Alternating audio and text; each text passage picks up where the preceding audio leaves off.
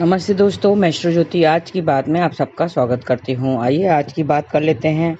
आज बड़ा ही अच्छा दिन है, नवमी तिथि है और रामनवमी का त्यौहार मनाया जा रहा है। तो रामनवमी की आपको कोटि कोटि शुभकामनाएं। मैं वास्तु से शुरू करती हूँ, फिर आज की खास बात ले लेंगे, थोड़े से उपाय ले लेंगे और कृष्ण कथा में एक दृष्टांत पेश करूंगी। तो आप इसका लाभ उठाइए, अंत तक बने रहिए। वास्तु की बात करें तो नवमी तिथि में हवन किया जाता है। नवरात्रि की नवमी तिथि को हवन होता है। अष्टगंध के अलावा जौ गूगल तेल से हवन करें। इसमें घर में वास्तु में पॉजिटिव बदलाव आता है और पॉजिटिविटी से भर जाता है घर। इससे घर में वास्तु के पॉजिटिविटी से भर जाता है। घर के आग्नेय कोण मतलब साउथ ईस्ट डायरेक्शन में हवन के लिए सबसे अच्छा होता है वो, और दक्षिण पूर्व का कोना हवन के लिए बहुत शुभ होता है। दक्षिण पूर्व में हवन करें और हवन करने वालों भी दक्षिण पूर्व में मुख करें तो लाभ होगा। तो ये थी वास्तु की बातें। नवमी तिथि आज दोपहर 3:15 तक रहेगी। आज चैत्र नवरात्रि का अंतिम यानी 9वां दिन है। आज देवी के 9वें स्वरूप माँ सिद्धिदात्री की पूजा की जाएगी। कमल पर विराजमान होने के कारण इनकी माँ कमला भी कहते हैं। माँ सिद्धिदात्री की पूजा से हर प्रकार की सिद्धियां मिलती है। नाम से ही आपको पता चलता है, सिद्धिदात्री मतलब सिद्धियों को देने वाली सिद्धिदात्री। देवी सिद्धिदात्री में संसार की सारी शक्तियां उपलब्ध है, सारी शक्तियां हैं उनमें। देवी के मधुर और कैटम्ब नाम के राक्षसों का अत्याचार मिटाया था, उनका वध किया था, उद्धार किया था। और भगवान शिव ने भी माँ सिद्धिदात्री की कृपा से सिद्धियां पाई थी। इन्हीं की कृपा से भगवान शिव अर्धनारेश्वर कहलाए। विशिष्ट सिद्धियों की प्राप्ति के लिए देवी माँ की पूजा करें और आज हवन करें और मंत्र जाप करें। ओम ऐं ग्रीं क्लीं चामुंडाय विच्चे, ये 9वां मंत्र है जो मैंने बताया था कि 9वें दिन आपको ये जाप करना है। तो आज के दिन भी ओम ऐं ग्रीं क्लीं चामुंडाय विच्चे ऐसा आपको जाप करना है, तो सारी सिद्धियां आपको मिल जाएगी। मेडिकल फील्ड वाले चने की दाल का दान करना चाहिए। मैं बताती हूँ कौन से प्रोफेशन के लिए क्या क्या दान आप कर सकते हैं। मेडिकल फील्ड वाले चने की दाल का दान करें। इंजीनियरिंग फील्ड वाले हेयर क्लिप का दान करें। प्रशासनिक कार्य से जुड़े लोग जोराबों का दान करें। IT प्रोफेशनल हेयर बैंड का दान करें। फोर्स में कार्यरत है जो वो चुनरी या दुपट्टे का दान करें। और दूरसंचार संबंधी कार्य वाले परफ्यूम का दान करें। कारपोरेट फील्ड में जो लोग हैं वो फुटवेयर का दान करें। मर्चेंट नेवी में जो है वो दूध का दान करना चाहिए। तो ये थी, मैंने बताया कौन से फील्ड वाले क्या क्या दान कर सकते हैं, उनका लाभ मिलेगा। और कन्या भोज में आज कन्या भोज खिलाया जाता है। कुंजिका भोजन का आयोजन किया जाता है। छोटी छोटी कन्याओं को, जो 8 साल की छोटी छोटी कन्याएं हैं, उनको भोजन खिलाया जाता है। आदर सहित उनको निमंत्रण देके उनको बुलाया जाता है। उनके पैर धो के तिलक आदि लगाकर उनको आदर सहित भोजन करवाएं और फिर उससे उनको गिफ्ट देके कुछ और दक्षिणा देके उनका आशीर्वाद लेना चाहिए। कन्या भोज से कम 7 कन्याएं और एक बालक को भोजन कराएं। एक लंगूट बोलते हैं, एक बालक को भोजन कराएं।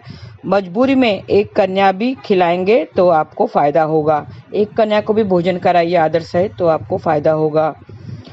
रियल स्टेट वाले लोग कन्याओं को पत्थर की मूर्ति दान करें। अब ये कन्याओं को क्या दान करना चाहिए, क्या गिफ्ट देना चाहिए, वो मैं बता देती हूँ। रियल स्टेट वाले लोग कन्याओं को पत्थर की मूर्ति दान करें। व्यापारी हैं तो कन्याओं को साबुत मूंग का दान करें।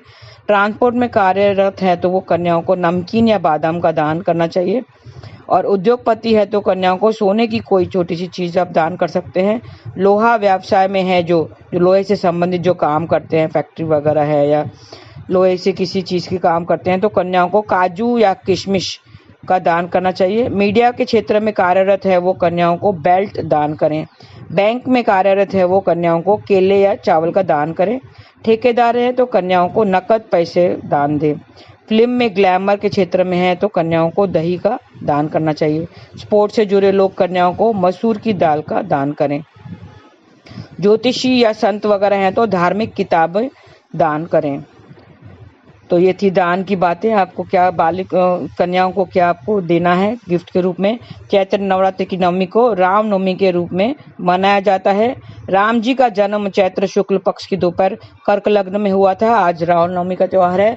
राम जी श्री राम का प्रकट दिवस है आज। तो राम जी का जन्म चैत्र शुक्ल पक्ष को दोपहर कर्क लग्न में हुआ था।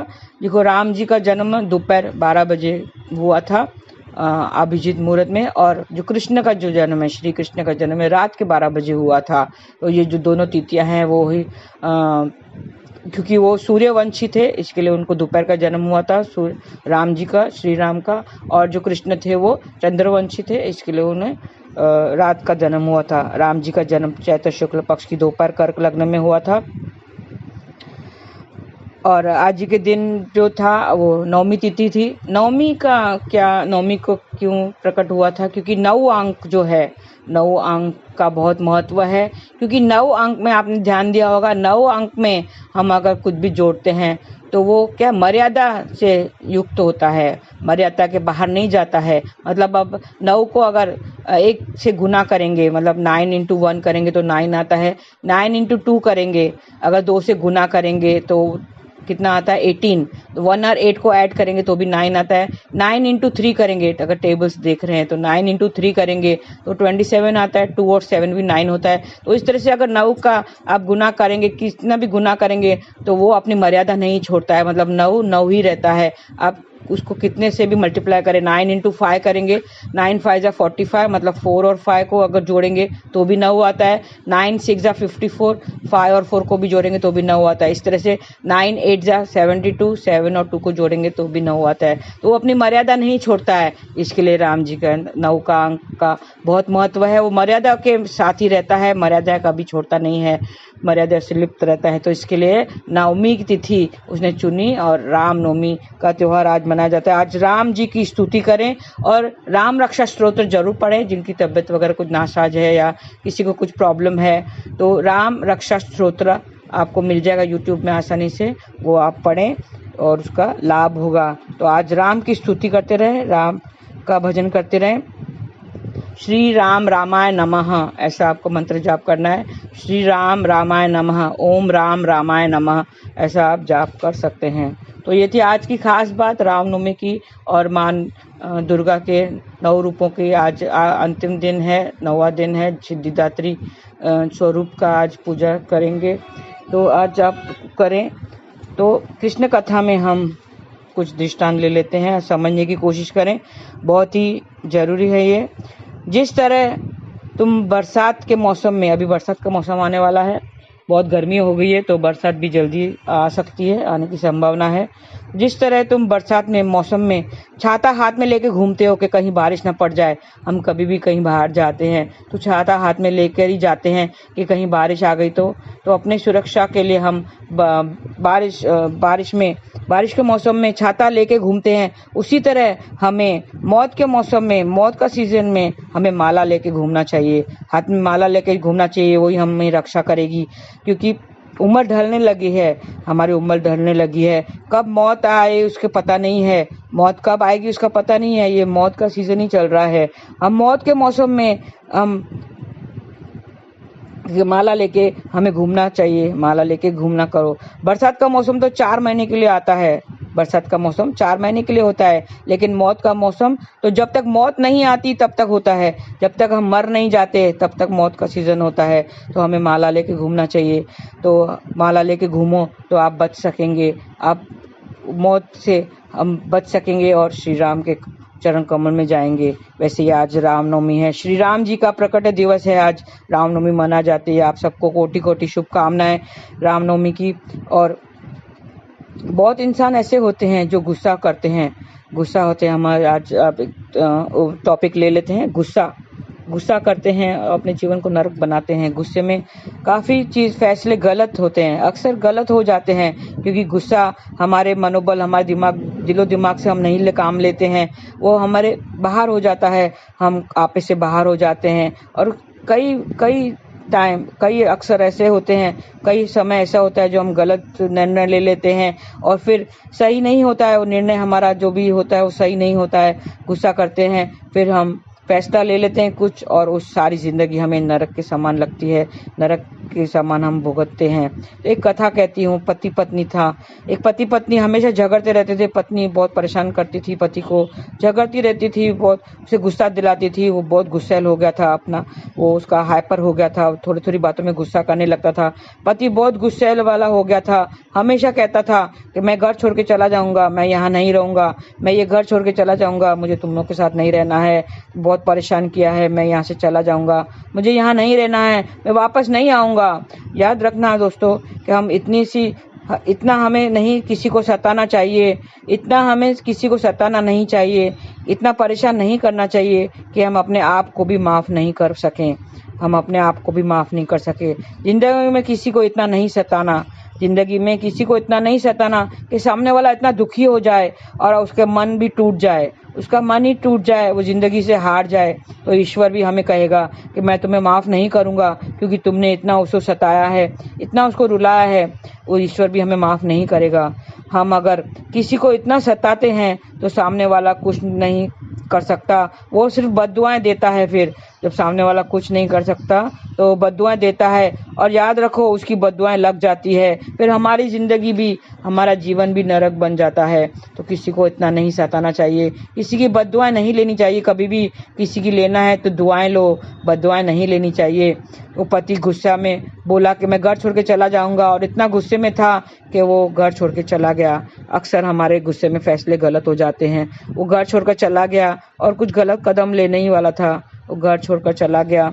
इतना गुस्सा था, रास्ते में भटकने लगा, गुस्से में था। उसे रास्ते में एक संत मिला।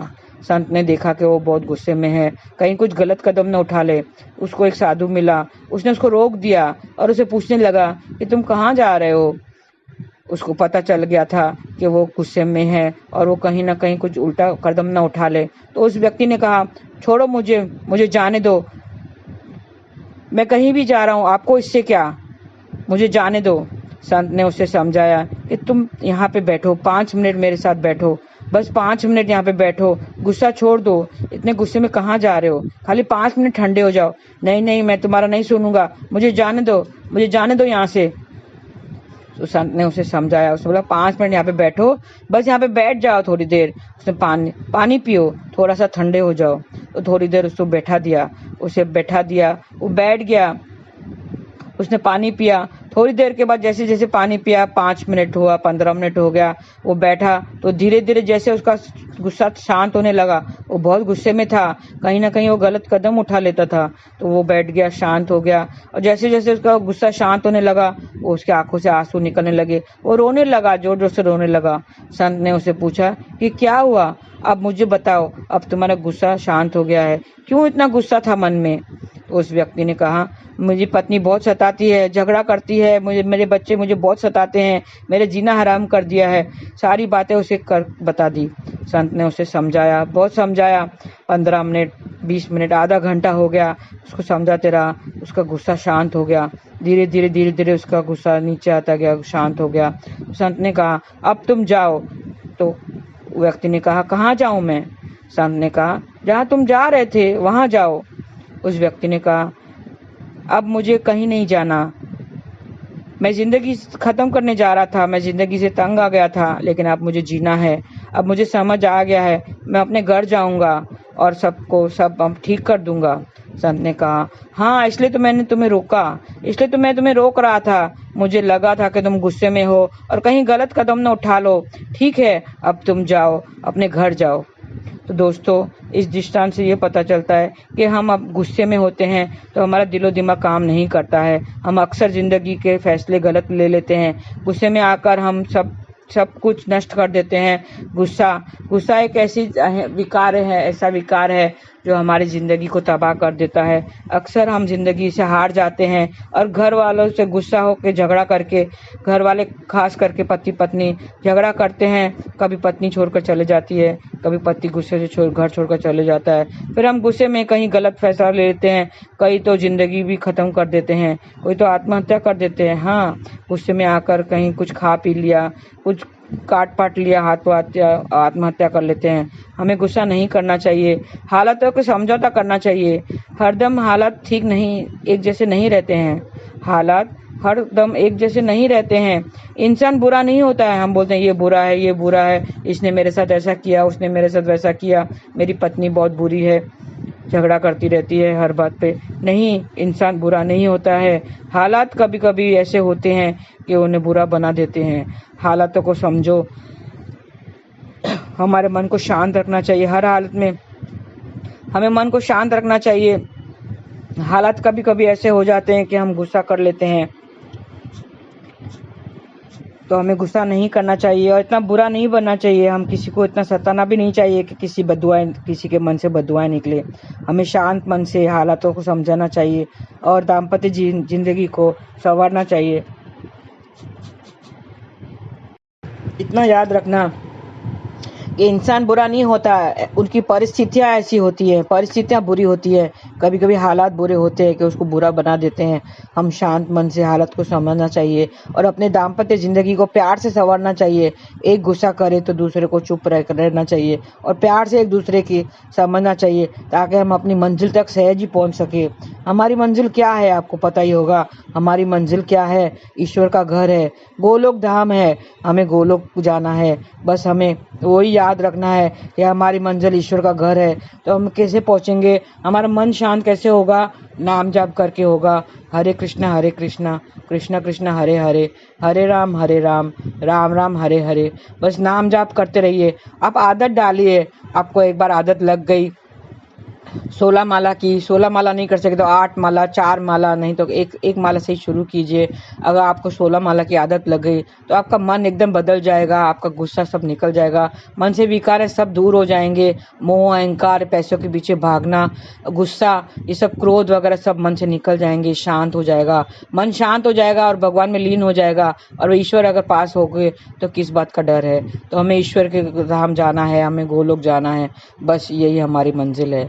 आज के लिए बस इतना ही। आपका दिन शुभ रहे। हरे कृष्णा।